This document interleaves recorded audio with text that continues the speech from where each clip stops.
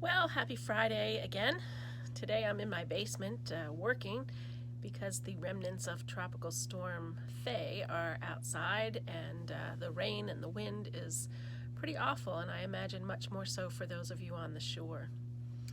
Last night I participated in a Zoom meeting with a little bit over 50 congregational leaders from across our synod.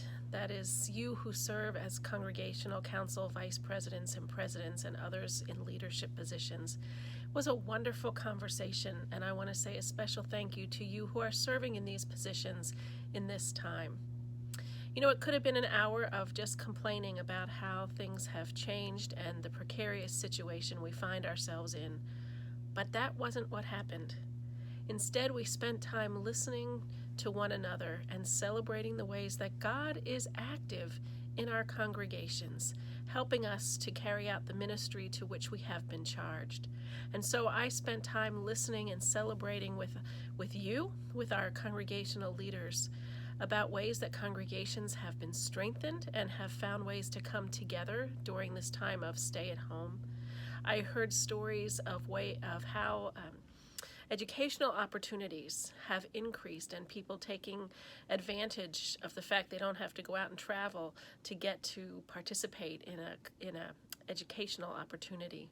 I heard folks talk about the ramping up of racial justice teams and reading books together to help become anti-racists and advocates for a more just and equitable situation across our country, and especially locally.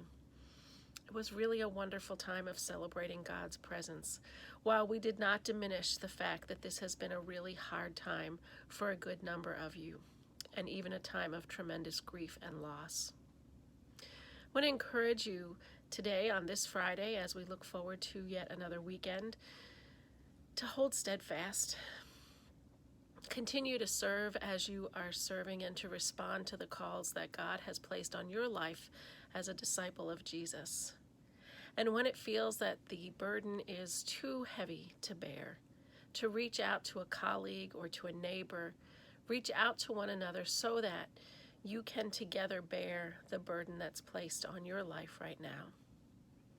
The only way that we do any of this is by remembering and understanding that it is because of God's steadfastness, God's love for us, God's Spirit breathing life into us and equipping us to serve for such a time as this.